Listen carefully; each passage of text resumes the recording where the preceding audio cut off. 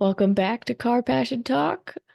My name is Savannah, and I hope these topics are inspiring anyone listening who might be pushed away from their passion and to get back in it. I hope they might also provide information for anyone joining the community. If that's you, welcome. This episode, like others, will be sharing opinions and experiences from individuals, so please respect the topics. Please comment afterwards on what your experiences are, and if you'd like to personally share, everything's open. There's also a little survey. Today we have a special guest who will be explaining his experiences with cars in the community. He has to deal with my crazy passion every day. He has also been important with my learning process and working with cars. I've spent countless hours with him, wrenching on cars, breaking them, racing them, and just having fun. My passion has stayed alive because of him and his stubbornness to make sure that I'm always doing what I love. For that, I am forever grateful. Please welcome my fiance, Sam. Hello, Sam. Hey guys, how's it going? So I'm Sam. I am a sterile processor. I work for UCSF in San Francisco, and yeah, it's been great working with Savannah. And there's been a lot of crazy moments, but it's been a great adventure with her. We love those memories and moments. Yes, we do. Alrighty, let's get started. Why don't you tell us how long you've been into cars? That's a good question. I've been in cars for quite a bit, ever since I was a little kid. I used to grow up watching Fast and Furious, and inspired me to one day own a car like that and, have those memories. I love the Fast and Furious movies, as Han is named after them. Yeah, for sure. Okay, what was the one memory that got you into cars, or is there just like a favorite memory? Uh, there's quite a bit of memories, but I think one of my favorite memories and one of my first ones was actually going to Sonoma Raceway for the very first time and seeing drag racing as well as drifting. I definitely fell in love with drag racing more than drifting, just to see what these cars can be pushed to the limits and do. I mean, they're going 130, 140 miles an hour in a span of like 1,000 feet. I think it's like 1320, but it's amazing to see what these machines can achieve when you actually push them and build them and you know do them properly. Yeah, it's crazy just going down the track in them as well, just experiencing of trying not to blow up and just go in a straight line until you hit the finish line. Yeah, the feeling is like no other. Yeah. So, what's your favorite things about cars? Would you say it's the racing or modifying, or what's just the favorite? For me, I'm definitely an adrenaline junkie. So I love the speed. Like when you're going over 100 miles an hour, unless you've experienced it, it's a great feeling for me. It's like you're just floating on well, I mean on the drag strip, you're just floating, and it's like it's just a shot of adrenaline. It's amazing. For others of us, that's a little scary, but Yeah. we still do it. Yeah, there's a lot of adrenaline when it comes to going down the drag strip or There's a lot of speeding. emotions. Yeah, I mean, you got to test the car. How else are you going to figure out if your modifications work? Exactly. So, do you like working on cars? I love working on my car. Do you just your That's car? Yeah, so the way I take it, uh, cars has always been a hobby for me. So I've definitely not looked at it as a job. So, here and there, I'm definitely willing to help my friends, if they have a header install or if they need an intake done or an exhaust or a couple little tweaks. But I definitely like working and experimenting on my cars, just because that keeps my passion intact. For others it's different. For example, you would love it as a job. You would love to Yeah, work I cars every would. day and be around it. For me personally, I like it as just a hobby, something I do once in a while, and I can keep that passion, keep it going. Yeah, I can tell like when you and I work on cars together, it's a little different. You still have the passion, but when we work on our cars, it's a lot different than, working on friends' cars or somebody else's because we Yeah, know that we're definitely. doing the work for us. Yeah, and we, Whereas, we kind of see the result of the work that we do rather than, exactly. someone else. Like, you're not really driving your buddy's car, so it's like you can't really tell what you did. Yeah, I mean, half the fun is getting to, see that it works and just the satisfaction of it. Yeah, definitely. Yeah. I mean, I still think that I would like to work on anybody's car. Doesn't matter. So, what's some of the work you have done on your car? So the recent car that I had was a 2015 Mark 7. It was a white two-door car. Uh, a Little lot of it, Volkswagen? the Volkswagen, yeah, correct. A lot of work was done to that car as far as a lot of mods. So we did a hood dump exhaust. The car was fully stripped for the interior. Um, we had a intake, couple motor mounts and transmission mounts. Overall, it wasn't a crazy build, but it was definitely wild as far as tuning. We definitely made sure we maximized the tuning as much as the stock turbo can take, and yeah, it was a great car. It was a drive. It was a blast to drive. Yeah, I mean, I remember the tuning on that thing is kind of crazy. They're able to tune the GTI so much more than all the other cars. Like for the Bug, for example, for Han, we tried to get your tuner to tune mine and he couldn't. Yeah, you couldn't But touch it. Yeah. the amount of custom tuning they can do for the GTIs is kind of insane just for stock internals and stock turbo.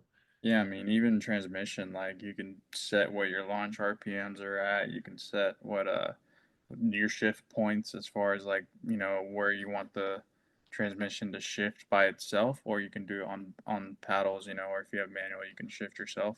But it's crazy the amount of stuff you can do so that you can maximize your gearing as far as like drag strip or racing on.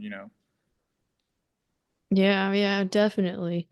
Was that one of your favorite cars that you've had, with the work that you've done and everything, the That was modifications that was definitely my favorite car. Oh, in general, that was my in favorite car. general? It was just a, like I said, it was a blast to drive. I mean, the car made, I think it was 430 to 450 to the wheels, and Yeah. it was a torque monster. So I mean that the throttle response on the car was pretty crazy. It was very snappy, and obviously when you have a front wheel drive car and a good amount of horsepower, first, second, I mean sometimes even third would spin. So it was once I added the slicks to the car, that's when it became a lot more fun. That's when it started gripping up, and you can feel the power of the car. Yeah. Yeah, I remember that thing had some really crazy torque, but yeah. Um I mean, I loved that car. I remember driving that thing to, you let me take it to work one day, and I was just trying Yeah. to race anybody on the street because it's such a unassuming car. Just to race, especially with the hood dump when you see the flames popping out occasionally when you're Oh yeah, racing. the flames are crazy. That the At night that car was just a flame show. Yeah, yeah, definitely was.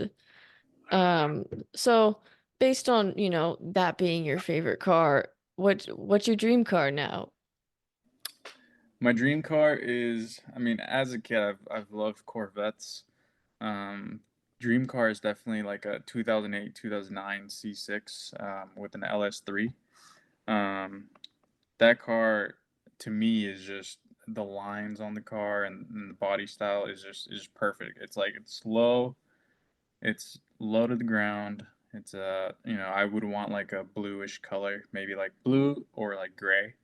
And then keep it clean. But the car is just the LS3 engine is great on power. I think it makes like 400. Some people have tested it. It's like 400 of the wheels, just full stock engine. And in a car that weighs like 3,200 pounds, that's amazing power. And it's rear wheel Yeah. drive, so you can have a little more fun with it, empty parking lots. But yeah, it's definitely a car I'm excited to drive in my future. And I do have a goal of going to an organized event and hitting a certain speed that I want. Of course, like airstrips, top it out. Yeah, exactly. When you have those like mile events where it's like they clear out an airstrip and you just have a open lane to just full throttle. I definitely want to see what it feels like to hit 200 miles an hour for sure. Yeah, full send. What do you think the main differences will be between the Vet and the GTI, Because you're so used to front wheel drive, and obviously the Vet has rear wheel drive. And also, you want to say the weight of the GTI, of how much it weighed Oh being yeah, fully no, gutted? the GTI was, I think, fully gutted. The GTI was, we never like fully weighted it after we took everything out, all said and done, but I think it was around like 2,500 pounds, which was extremely light. I mean, That's crazy. it was pretty much a shell. Like that car was just, it was crazy. It felt really light. I mean, you can move it pretty easily with just one person. Yeah, there was no But carpets, nothing. yeah, but the vet itself is gonna be light as well. I mean, it's heavier, but for a sports car, it's still pretty light. The big difference is definitely learning how to control the car more as far as being rear wheel drive. And seeing, I mean, you have a V8 versus a four cylinder. You have naturally aspirated versus turbo. Obviously, the turbo you have a little bit of lag, but naturally aspirated is just, I can't wait to hear it scream for sure. Yeah, and you have the option of you probably could, put a supercharger, pro charger on it, and I know you That's want one of definitely in those. the works. That's definitely in the works. Have to get there though, just like all the other modifications. You start out small and then we just keep going because we don't know when to stop. Exactly. That's one thing. It's like I feel like everyone should enjoy the car when they first get it stock, just to kind of see. And Get some the people get the feel. car and automatically mod it, where it's like you don't really feel the car in its original state. And then it makes a big difference when you feel it when it's stock, and then when you mod it, because then you're like, this is a really big difference.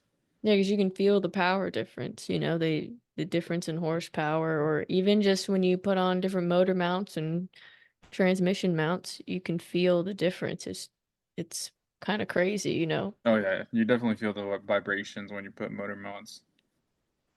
Yeah, definitely.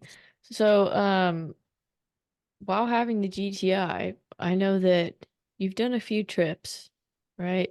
Oh yeah. And through those trips, explain some of the trips to the audience and how the community was. Because, to me, you're a little more famous with your car since you hit the world record. So you had a lot of little Volkswagen guys and gals out there who wanted to see your car in person, which is insane if you think about it. Yeah, it was definitely a crazy experience when we first, because I had a Instagram for the car, an Instagram page for the car, and built up quite a good amount of following. So everyone always asked like what kind of modifications I had and stuff like that. And there was one instance where I actually went to Idaho, Boise, Idaho, and I drove the GTI. Keep in mind it was fully gutted, had a hood dumped exhaust, so it caught a lot of attention. And the driver's seat was a Kirky seat, which is, if you don't know, it's a full aluminum seat, and we kind of messed up on the positioning of the seat, and it was very upright. So It's like my 90 degrees when I it was a sat in 90 it. degree angle, yeah. So Yeah. my seating position was terrible.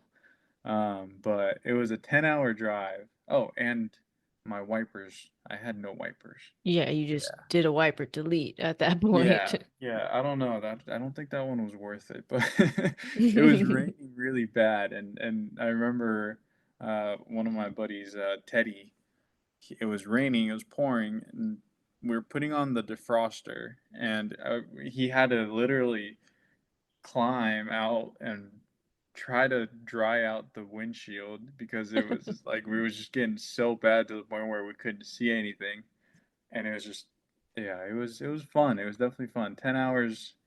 I would definitely not do that trip again. So fun may not be the word everybody else would describe it It was as. still fun for us, because we love that kind of stuff. I mean, overall in the car, we took a lot of trips. Like we went to the beaches. I'm pretty sure we took it to LA. And then that's just what it is. You got to enjoy the car.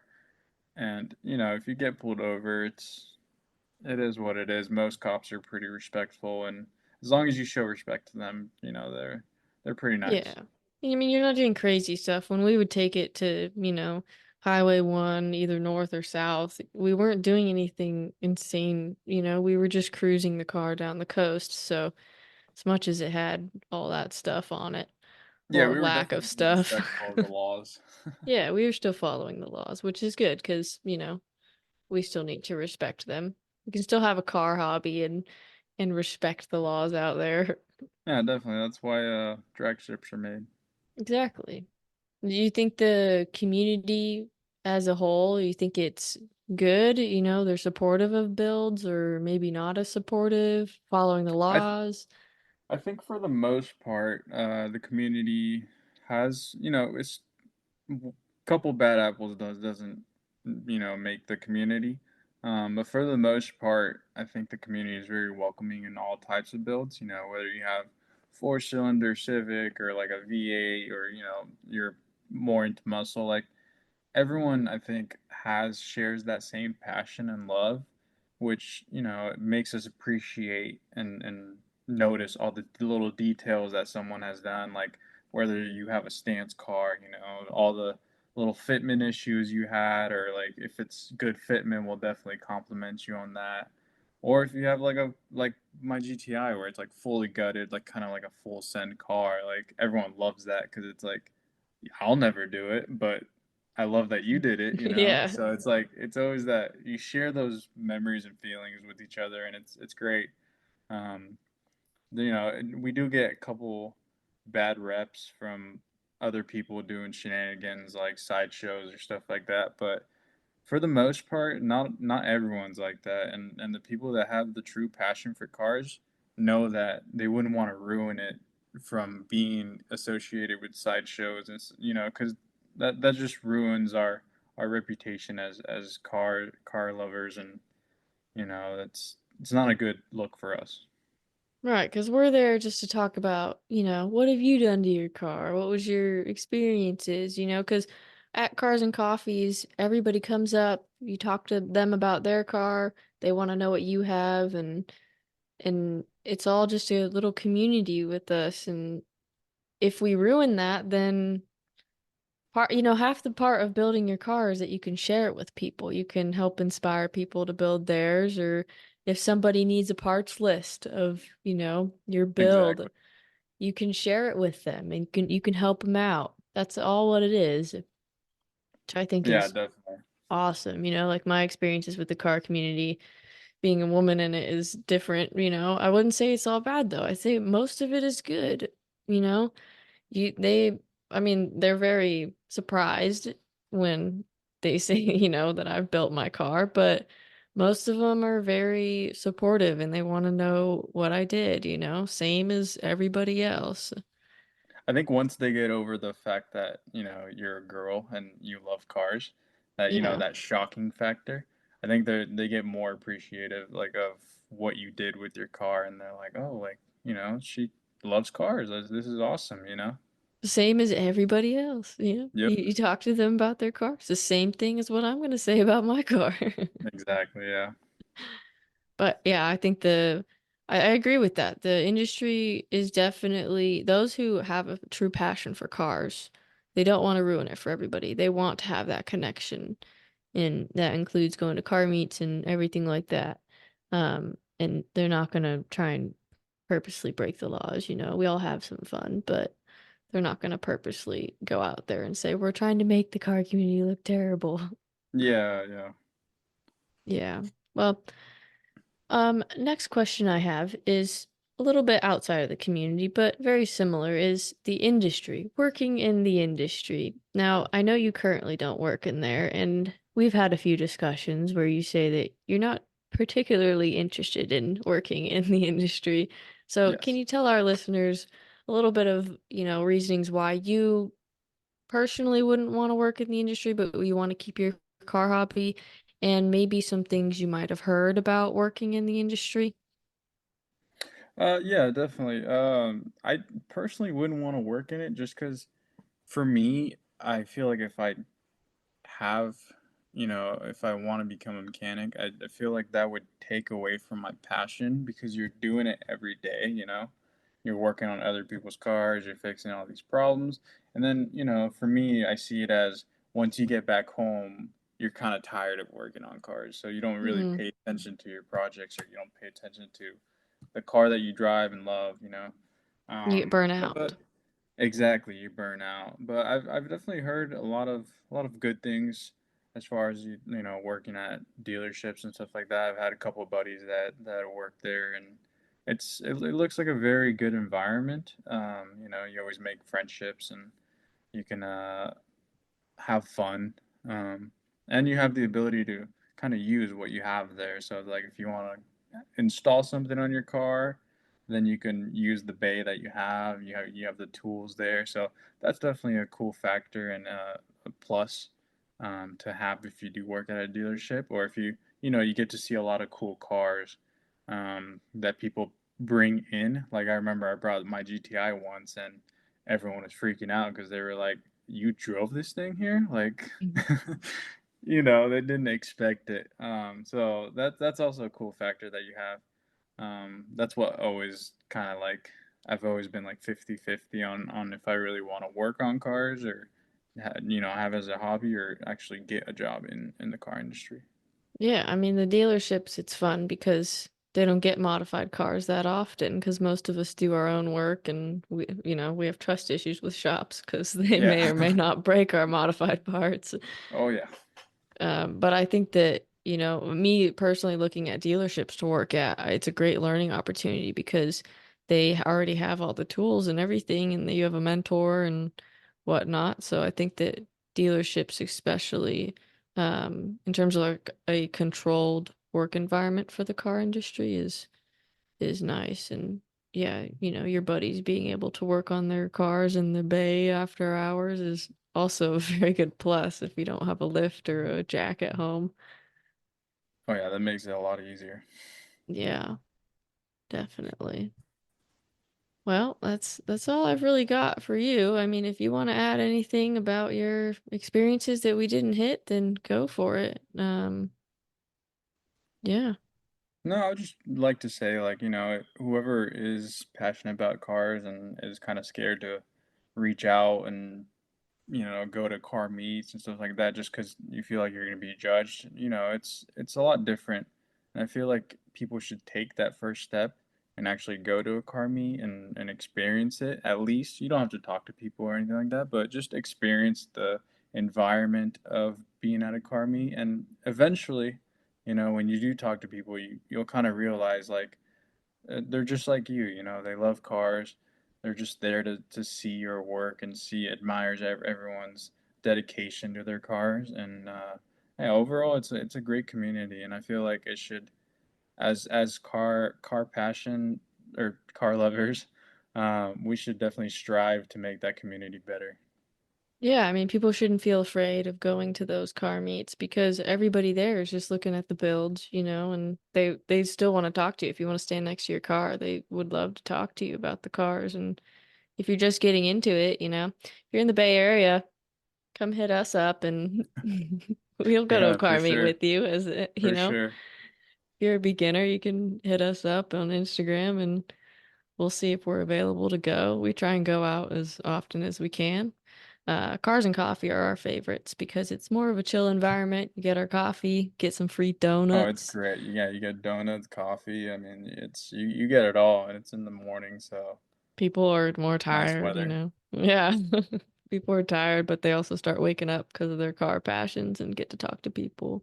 Yeah. So yeah, I'd definitely say if you're just getting into cars, start out with the car meets. Instagram is a good way. If you're in a city, you can look up some Instagram accounts for car meets. Normally they'll post them on, Wednesdays, Friday nights, Saturday nights, and Sundays are normally set for cars and coffee occasionally and sometimes Saturdays. But Yeah, yeah, there's it's a good definitely opportunity. a lot of people that have car pages and car meets and stuff like that. You'll find them everywhere on Instagram, just depending where you are. But they're always there. So, Facebook too, I'd say. yep. Yep, I always like to post some. Well, thank you so much, Sam, for taking the time today to explain your love for passion or for your love for cars and your passion for them. I think it was very helpful explaining that you have it as a hobby and that you're not, necessarily at this time ready to get into it as a industry career. I think that'll be very helpful for anybody out there. Um, Hopefully, it inspired some of you listeners out there, and you're always welcome in the car community if you're new. If you're not new, try and stay motivated to those garage wheels that are just sitting in there, the little project cars, Get building. We want to see them. Get creative, Create your art on wheels, as we should like to say over here. I appreciate it if you all have made it this far listening. You can leave feedback. There's a little survey link in descriptions. I also just realized that I never put my Instagram. So I'll put that in the description for you guys, and you can message me with feedback. And if Sam wants to too, I can put his as well. And you could see his build in real time of on his Instagram and posts and everything like that. So yeah, it's always welcome. Feedback's always welcome. Um, So yeah, I hope you guys all enjoyed. My passion for cars is not going anywhere, and I hope yours isn't either.